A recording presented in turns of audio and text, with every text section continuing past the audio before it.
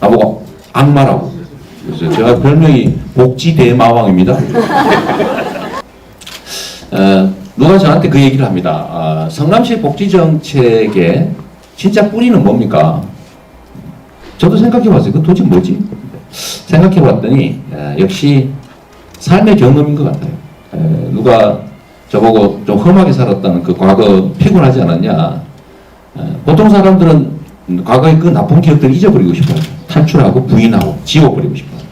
그리고 그 억압했던 사람들과 같은 팀이 돼서 누리고 싶어 하는 게 인지상정인 것 같은데, 저는 그걸 좀 자산으로 만들어 가려고 합니다.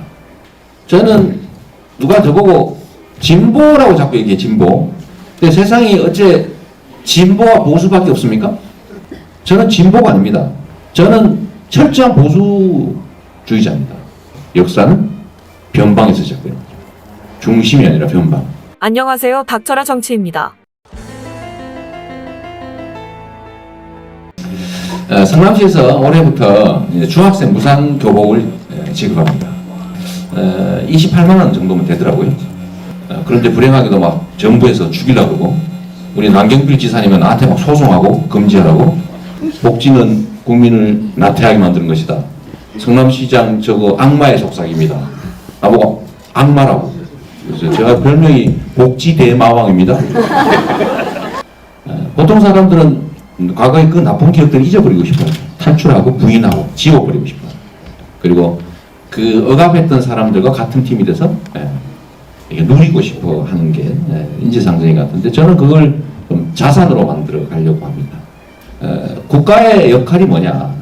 제가 정치를 왜 하냐 도대체 했을 때, 저는 좀 뭐든지 정상으로 회복하자.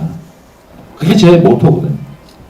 저는 누가 저보고 진보라고 자꾸 얘기해, 진보. 근데 세상이 어째 진보와 보수밖에 없습니까? 그렇지 않죠. 저는 진보와 보수로 분류해서 사람들 너는 진보, 너는 보수 이렇게 하는 것 자체가 전부 웃기다고 생각해요. 내가 왜 진보라 해야 됩니까? 저는 진보가 아닙니다. 예를 들어 우리 사회에서 진보, 보수 나눴을 때, 진보라고 하면 새로운 질서를 만들려는 사람들은 보통 안 하죠. 그냥 편하게 진보, 현재의 가치를, 좋은 가치들을 유지, 존속하려고 하는 걸 보통 보수라고 하고, 새로운 질서를 만들어 가려고 하는 사람은 보통 진보라고 말하는데, 저는 철저한 보수주의자입니다. 왜 그러냐? 저 빈말로 하는 게 아니고, 대한민국 국민들이 다 합의한 최고의 약속, 최고의 규범, 헌법. 그 헌법에 이렇게 써져 있죠. 대한민국 민주공화국. 그래서 저를 진보라고 부르는 거는 저는 거부합니다. 나는 정치적 입장이 다른 자들과는 언제든지 타협할 수 있어요. 그런데 강도하고 타협합니까? 야, 2명 죽이거나 뺏어갈래? 그러는 걸, 야, 1명만 죽이고 뺏어가. 이게 정치입니까? 그런데 사람들 욕심이 끝이 없어요. 사람들의 욕심을 욕하면 안 됩니다. 사람들은 당연히 욕심을 낼 수 있어요. 그런데 이 사람들이 욕심을 내고 다른 사람을 배려하지 않는 게 보통이기 때문에, 바로 이 사람들, 특히 많이 가지고 힘센 사람들의 과도한 욕망을 억제시키고, 힘 약하고 덜 가진 사람들을 부축해서, 부양해서 같이 균형을 맞추고 살게 하는 게 바로 정치와 행정이죠. 제가 제일 좋아하는 말이 억강부약입니다. 정치의 본질적 기능을 아주 잘 지켜가고 있거든요. 억강부약. 그런데 이 억강부약이 잘 작동할 때는 그 사회가 흥해요.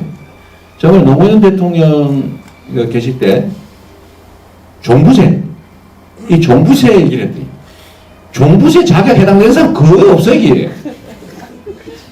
자기들한테는 종부세가 부과되지도 않아. 천여 대상이야. 전 국민의 뭐 1, 2%. 이런데 온 국민이 반대를 하는 거예요. 전혀 관계없는데. 근데 실제로는 어떻습니까? 종부세를 걷어서 재산이 많은 사람한테 종부세를 좀 걷어야 진짜로 부의 재분배가 또 가능해져요.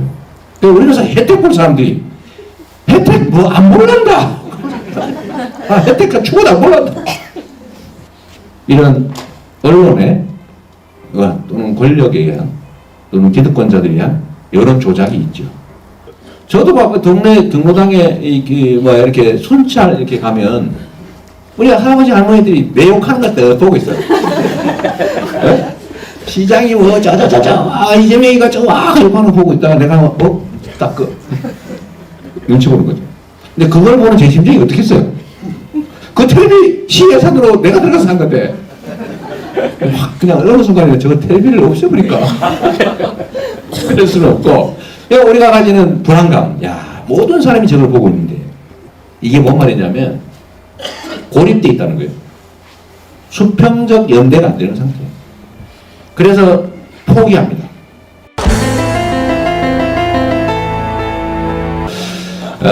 아까 영상에 보니까 그런 게 있더라고요.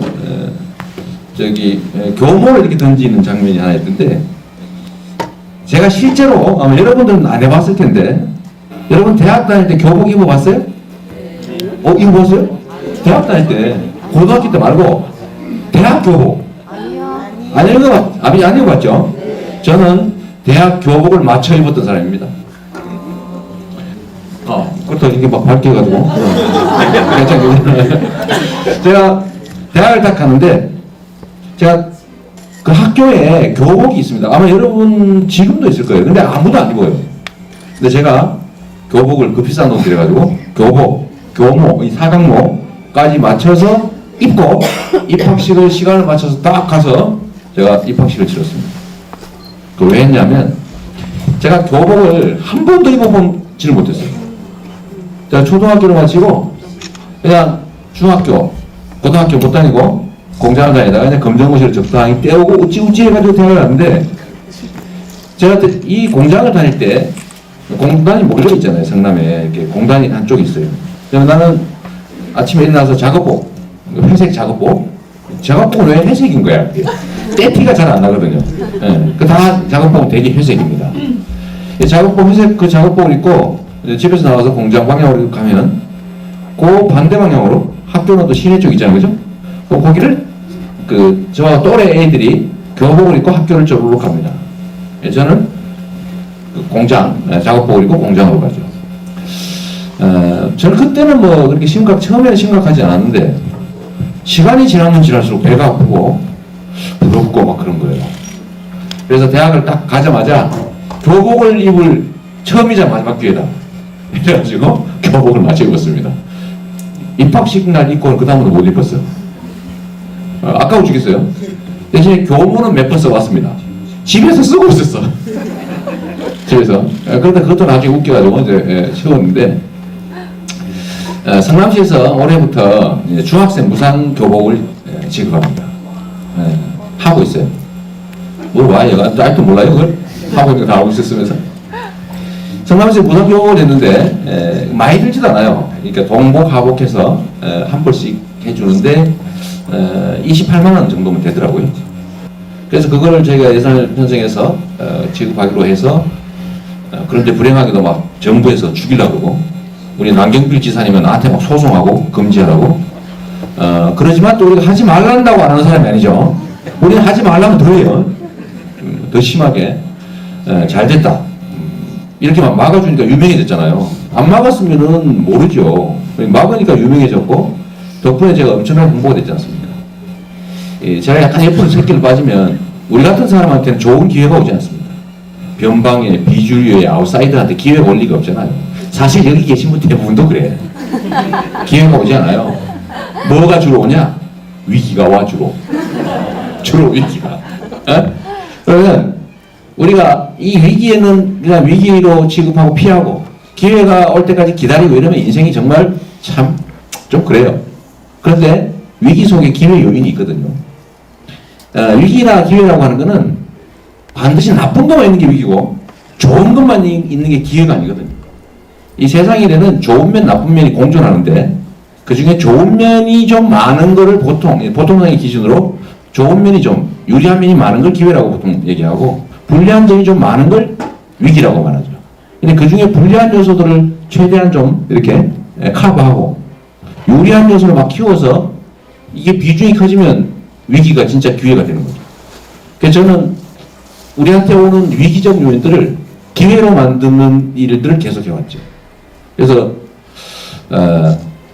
위기 속에서 기회를 만든다. 그러니까 남 지사님이 막 소송하고, 우리 박근혜 대통령이 막 연두 기자회견에서 성남시 콕 집어가지고 성남시처럼 뭐 청년한테 돈 주는 거 뭐 누가 못하나? 뭐 이렇게 얘기하고, 우리 무성 이야기 이분이 그렇게 말씀하시잖아요. 복지는 국민을 나태하게 만드는 것이다. 성남시장 저거 악마의 속삭입니다. 나보고 악마라고. 그래서 제가 별명이 복지대마왕입니다. 누가 저한테 그 얘기를 합니다. 성남시 복지정책의 진짜 뿌리는 뭡니까? 저도 생각해봤어요. 그 도대체 뭐지? 생각해봤더니 역시 삶의 경험인 것 같아요. 누가 저보고 좀 험하게 살았다는 그 과거 피곤하지 않았냐? 보통 사람들은 과거의 그 나쁜 기억들을 잊어버리고 싶어요. 탈출하고 부인하고 지워버리고 싶어요. 그리고 그 억압했던 사람들과 같은 팀이 돼서 이게 누리고 싶어 하는 게 인지상정인 것 같은데, 저는 그걸 좀 자산으로 만들어 가려고 합니다. 국가의 역할이 뭐냐? 제가 정치를 왜 하냐 도대체 했을 때 저는 좀 뭐든지 정상으로 회복하자. 그게 제 모토거든요. 저는 누가 저보고 진보라고 자꾸 얘기해. 진보. 여러분 이 중에 진보 있어요? 본인은 진보다 생각하시는 분? 그거 아무도 아니에요 그러면? 보수라고 생각하시면 없어요. 손 안 드시는 분은 아무것도 아닌 거지. 근데 세상이 어째 진보와 보수밖에 없습니까? 그렇지 않죠. 저는 진보와 보수로 분류해서 사람들 너는 진보, 너는 보수 이렇게 하는 것 자체가 전부 웃기다고 생각해요. 내가 왜 진보라 해야 됩니까? 근데 보통 진보라고 불러놓고는 여기에다가 프레임이라고 하는 걸 씌워서 공격을 하죠. 저는 여기 진보라고만 저는 욕하는 것 같아요. 저는 진보가 아닙니다. 예를 들면 우리 사회에서 진보, 보수 나눴을 때 진보라고 하면 새로운 질서를 만들려는 사람들은 보통 안 하죠. 그냥 편하게 진보, 현재의 가치를 좋은 가치들을 유지, 존속하려고 하는 걸 보통 보수라고 하고 새로운 질서를 만들어 가려고 하는 사람은 보통 진보라고 말하는데, 저는 철저한 보수주의자입니다. 왜 그러냐? 저 빈말로 하는 게 아니고, 저는 우리 사회에서 정치가 해야 될 역할, 그리고 제가 하고 싶은 몫이 뭐냐면, 그냥 우리가 대한민국이라고 하는 하나의 공동체를 정부를 수립할 때 우리 합의한 사실이 있습니다. 그게 뭡니까? 헌법이죠. 대한민국 국민들이 다 합의한 최고의 약속, 최고의 규범, 헌법. 그 헌법에 이렇게 써져 있죠. 대한민국 민주공화국. 국민이 주인, 여왕이 주인은 아니고. 요새 좀 여왕이 주인인 분위기가 좀 많아, 그죠? 그거 잘 모르시나 봐. 불편함을 별로 느끼지 않으시는군요. 뭐 괜찮아요. 뭐 마음 편하면 좋지 뭐. 나는 여왕이 지배하는 나라, 여왕이 주인인 또는 왕이 주인이 아니라 국민 모두가 주인, 공화국, 즉 일인이 지배하는, 전제하는이 아니라 공화국, 함께 상의해서 만들어가는 나라, 민주공화국. 그리고 민주공화국의 가치의 핵심은 그거죠. 저는 자유와 평등과 평화와 인권, 이렇게 보는 거죠. 뭐 써져 있어요. 자유란 공정하고 합리적 경쟁이 가능한 사회, 그걸 자유라고 보통 말하고, 평등이란 공평한 기회가 주어지는 사회를 말하죠. 결과치를 똑같이 하자는 게 아니고 기회를 공평하게 갖자, 출발을 공평하게 하자. 그리고 그 공평하게 부여된 권리들을, 기회들을 공정하게 경쟁할 수 있는 틀 속에서 각자 그걸 한번 실현해 보는 거죠. 그래서 저는 우리 사회가 지향해야 될 지향점, 비전은 명확하게, 뭐 새로운 거 말고 공정한 경쟁이 보장하는 기회균등한 사회. 그거 말고 뭐가 있겠어요? 그 다음 거기에 좀 더 더한다면 우리의 삶과 안전이 보장되는 평화로운 나라. 그런 거지. 그건 당연한 거니까. 그거는 뭐 어떤 사회도 당연히 해야 될 우리 의무니까 더 이상 얘기할 필요가 없죠. 그러나 그 내용으로 봤을 때는 이 자유와 평등의 가치가 제대로 구현되는 나라를 만들어야 되는데, 현재 상태로 과연 기회균등하고 공정한 나라인가? 아쉽게도 세월이 가면 갈수록 점점점 나빠지고 있는 것 같습니다. 사실 한 20-30년 전 이 정도만 해도 좀 경제적 상황은 어려웠더라도요, 미래에 대한 꿈이 있었습니다. 그래서 막 자식도 많이 낳았어요. 자식 낳아도 그 막 키우고 뭐 시집 장가 보내고 교육시키고 얼마나 돈 많이 들어요. 그래도 즐거운 마음으로 많이 낳았어요. 왜? 나보다 이 자식들은 훨씬 더 나은 삶을 살 것이라고 하는 확신이 있었습니다. 그리고 실제로 그랬어요. 새로운 세대들은 기성세대들보다 훨씬 나은 삶을 살아왔죠. 근데 이게 점점점 나빠지더니 지금은 애를 낳고 싶지 않은 상황까지 와버린 거죠. 그게 뭘까요? 자식을 낳아본들 이게 도대체 돈은 엄청나게 들고 애 키우는데 대학 마치고 취직을 하는데 취직도 안 되고 장가도 시집도 못 갈 것 같고 그 자식이 또 자식을 낳으면 그 자식은 더 힘들어질 것 같은데 에이 차라리 나부터 낳지를 말아버리자. 이게 얼마나 슬픈 현실입니까? 근데 왜 이렇게 됐냐? 핵심은 그거죠. 우리 사회의 기회와 자원의 총량은 계속 늘어나고 있어요. 소위 경제가 성장하고 있잖아요. 적게나마 마이너스 되고 있지는 않거든요. 아직까지는. 어쨌든 작게나마 성장하고 있는데 왜 사람들의 삶은 점점점 나빠질까? 이유는 아주 단순하죠. 소수가 그걸 너무 많이 갖고 있습니다. 통계적으로도 보면 우리가 IMF 이후에 98년, 95년부터 보통 이게 보는데 97, 8 때부터 그때부터도 계속 경제가 성장했거든요. 이렇게 성장했는데 이 중에서 노동자들 몫이 비율이 올라가다가 95년, 7년부터 이렇게 딱 정체가 되더니 옆으로 쭉 나가요. 안 늘어나. 총량이. 그러면 성장의 몫은 다 누가 가졌냐? 다 기업이 가지고. 그러니까 소득 증가분의 증가 몫을 거의 대부분 기업 측이 다 가졌는데 기업도 그럼 골고루 나눠 가졌냐? 기업들이. 아니죠. 그 상층에 있는 재벌로 불려지는 특수한 몇 개의 대기업, 계열 집단들이 다 먹은 거죠. 그러더니 너무 많이 먹어가지고 배가 불러가지고 움직일 수가 없는 상태가 돼요. 이게 창고에 쌓아놓은 소위 사내 유보금이 30대 재벌만 해도 750조 된다는 거예요. 여러분 750조 하니까 이게 느낌이 안 오죠? 동그라미 숫자가 도대체 몇 개야 이거를. 난 몰라 이거. 시험한테 아무리 잘 모르겠어요. 우리나라가 1년 동안 총 생산하는 양이 1,500조쯤 됩니다. 우리나라 총 생산량 1년. 그 중에 절반에 해당되는 1년 총 생산액의 절반에 해당되는 게 30대 재벌 금고에 쌓여 있습니다. 이게 돈이 돌겠어요? 안 돌죠. 그러니까 이게 우리 사회가 어려워진 이유가 바로 너무 독점이 심화됐다. 불평등이 극심해졌다. 우리 역사적으로 봐도 사실 우리 사회가 되게 위험한 지경에 와 있는데 우리 역사책 보죠. 공부를 하면 역사에 이렇게 돼 있어요.